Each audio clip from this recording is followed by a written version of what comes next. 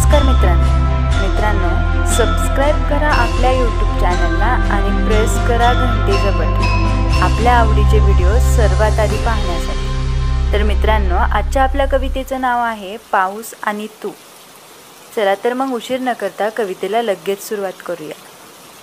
छळायचंच आहे तुला तर पावसासारखं छळू नकोस।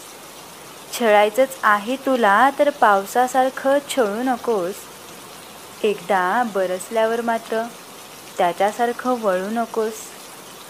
तो बरसला की पानं सळसळतात, तो बरसला की पानं सळसळतात अन धरती तृप्त होते।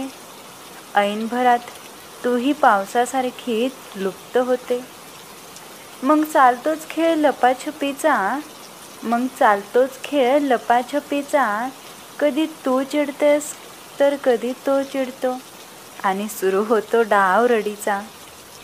तो बरसला की असा बरसतो, तो बरसला की असा बरसतो, सावरायला वेळच मिळत नाही। तुझ्या रागाचंही गुपित मला कधी कधी तसंच कळत नाही। तुझ्या रागाचंही गुपित मला कधी कधी तसंच कळत नाही। मी उगाच दोष देतो पावसाला, मी उगाच दोष देतो पावसाला, हटकोर वागतो म्हणून। पण तुम्ही दोघेही सारखेच, खरं तर हट्ट करायची तू शिकलीस त्याच्याकडून। म्हणूनच तर तुझ्यात अन पावसात बरंच काही साम्य आहे। तो बरसतो तेव्हा धरा तृप्त होते, तो बरसतो तेव्हा धरा तृप्त होते अन तू येण्याने वातावरण मस्त होते।